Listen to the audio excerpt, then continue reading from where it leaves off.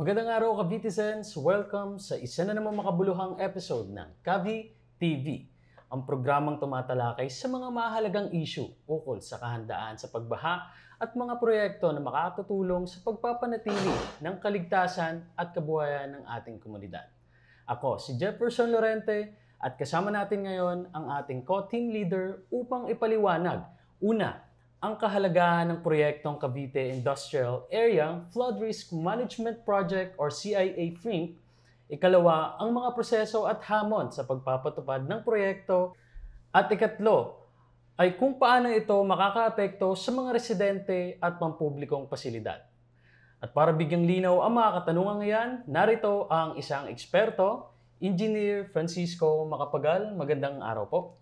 Magandang araw naman po at magandang araw din sa inyong mga tagapanood at tagapakinig. Engineer, ano po ba ang CIA-FRIMP at ang kahalagahan nito para sa mga naninirahan sa tabing ilog at mabababang lugar sa Cavite? Magandang katanungan po yan at kukunin ko na rin po yung pagkakataong ito upang maipaliwanag sa mga publiko na naninirahan sa lowland areas of Cavite kung ano po ang kahalagahan ng project. Ang CIA-FRIMP po o ang Cavite Industrial Area Flood Risk Management Project na i-implement po ng national government through DPWH, UPMO, FCMC, ay isang pangmatagalang solusyon sa dinadanas po every rainy season na perennial flooding o yung paulit-ulit na pagbaha ng lowland areas of Cavite. Ang tinutukoy ko pong lowland areas of Cavite is administratively belongs to two cities, General Trias City and Imus City, and three municipalities. Ito po yung Noveleta, Kawit at Rosario, Cavite. Actually po, ang project po natin, improvement po ng mga existing rivers at gagawa po tayo ng mga diversion channels.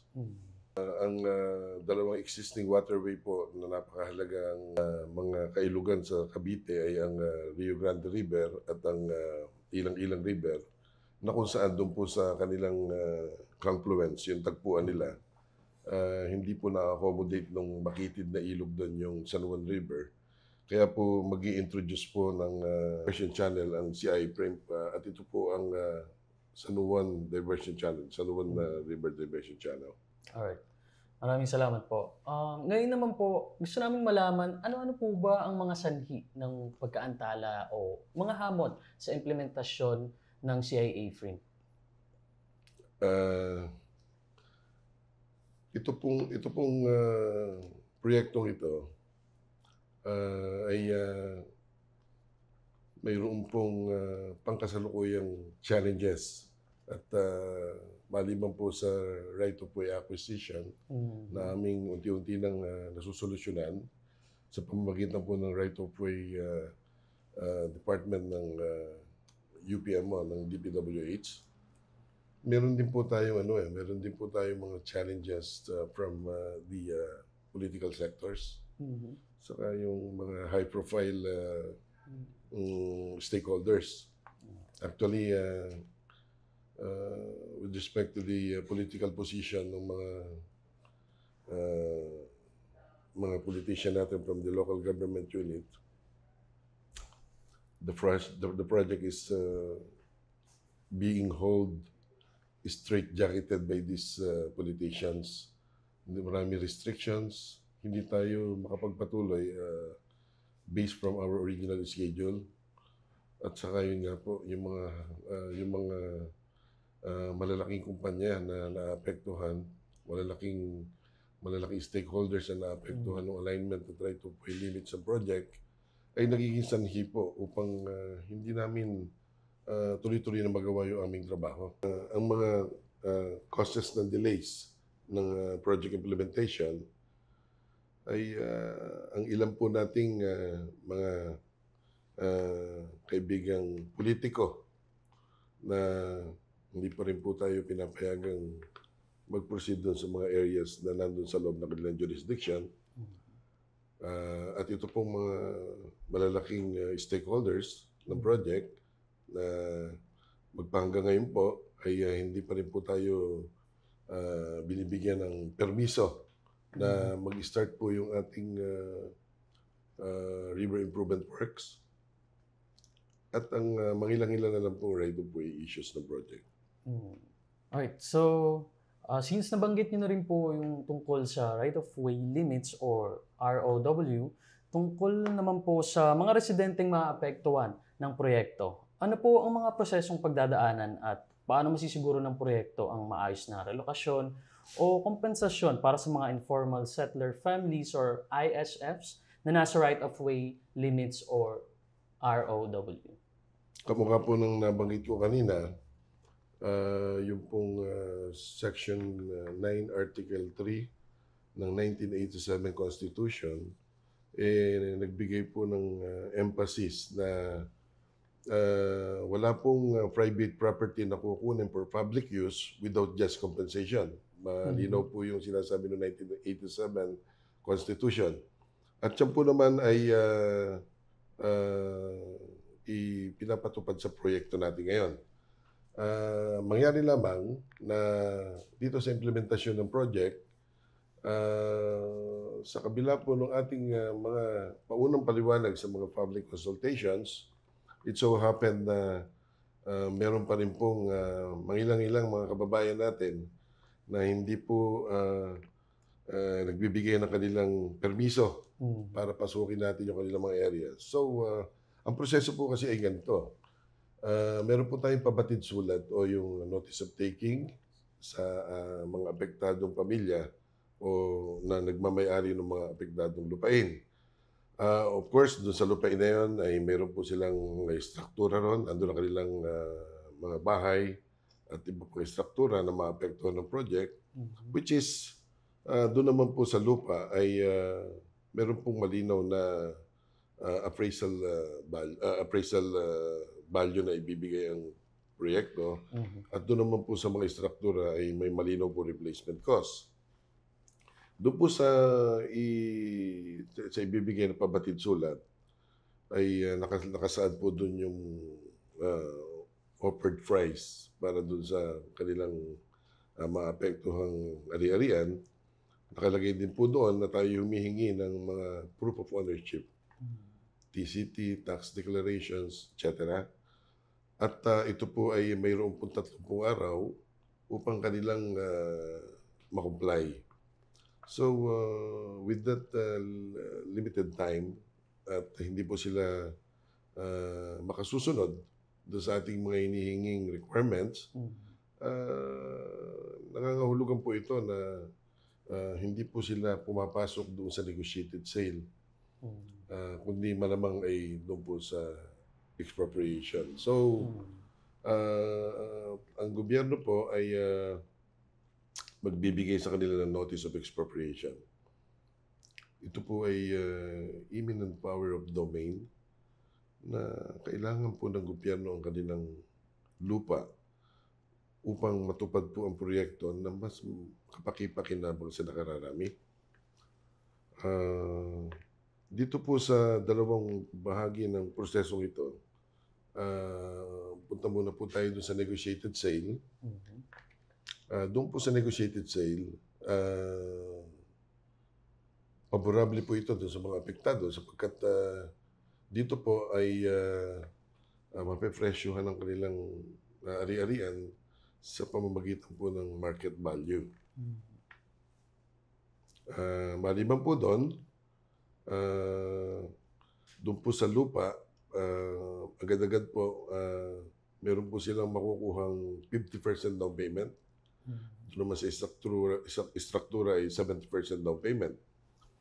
Pagka po nalinis na natin yung area at na-acquire na ng gobyerno, ibibigyan na po yung balanse. Ganun po yung sa negotiated sale. Mas maganda kasi po ang mga kaukulang buwis para sa kanilang ari-arian sa pagta-transfer po sa gobyerno ay pananagutan po ng gobyerno maliban lang po sa amilyar. Pero doon naman po sa expropriation proceeding, medyo naiba po ron. Kapag po tahas ang nagpahiwatig ang may-ari ng lupa, sila po ay papasok doon sa expropriation proceeding. Makakatanggap po sila ng notice of expropriation. Wherein, ang Solicitor General ay magsasampa ng kaso sa kanila at sila yung lalabas na dependent.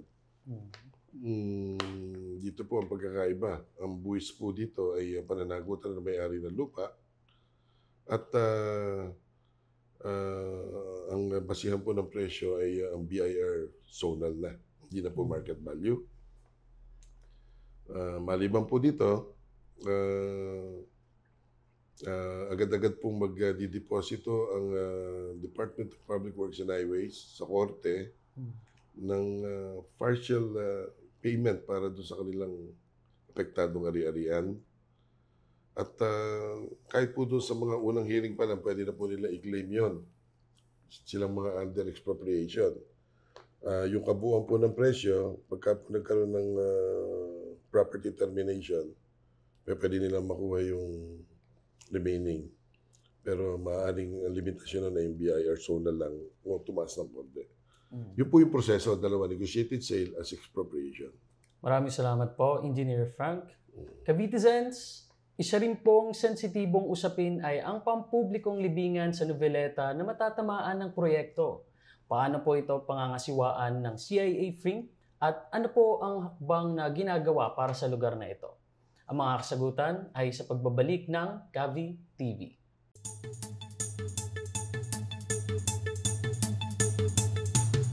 Natagumpay na sinagawa ang Flood Mitigation Committee meeting ng Cavite Industrial Area Flood Risk Management Project or CIA-FRIMP dito sa New Provincial Government Center sa 13 Martires City, Cavite, September 8, 2025. Pinangunahan ito ni Governor Francisco Abeng Rimulya at dinaluhan ng mga kinatawan mula sa iba't ibang tanggapan ng lokal at pambansang pamahalaan pati na rin ng pribadong sektor. Tampok sa pagpupulong ang masusing talakayan ukol sa kasalukuyang estado at plano para malunasan ang pagbaha sa lalawigan ng Cavite. Ipinresenta ni Mr. Shuji Kaku, CIA-FRIMP Team Leader, ang pinakabagong update sa 6 na structural contract packages at ang mga isinasagawang akbang para sa pagpapahusay ng mga daluyan ng tubig sa mga apektadong lugar.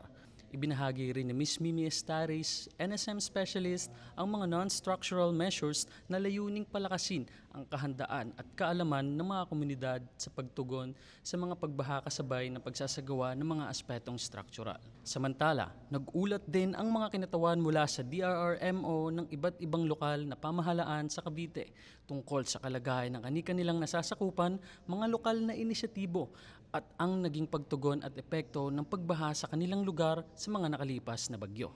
Ipinunto naman ni Noveleta Mayor David Chua na ibaba ang level ng overflow dike para mas maagang makadaloy ang tubig baha papunta sa retarding basin. Nag-overspill na po sa apat na barangay, pero hindi pa rin po nag-overspill dito sa sa kanto. Pero doon na po nung time na yon, pumapasok na sa retarding basin yung ibang tubig. So may certain level po talaga siya. So ang request lang po namin, is there any possibilities po na maibaba natin yung level?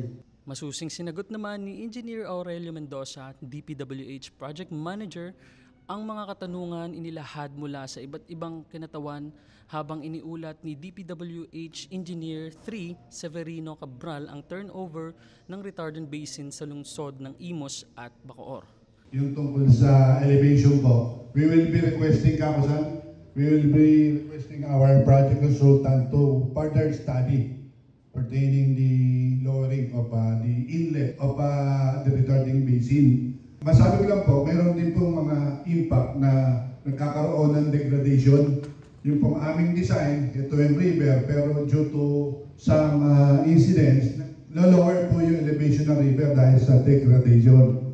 So, i-consider po namin yan sa study rin ng aming project consultant.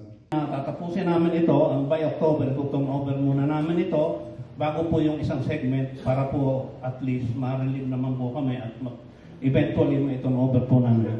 Sa pagtatapos, nagpahayag si Rolando Valdez, DPWH First District Engineer, ng pasasalamat at nananawagan ng suporta sa mga stakeholders tungo sa isang mas ligtas na Cavite. Manatiling nakaantabay para sa iba pang kaganapan at update ng proyekto mula dito sa New Provincial Government Center, Tres Martires City, Cavite. Ako si Jefferson Lorente, nag-uulat para sa Cavi TV.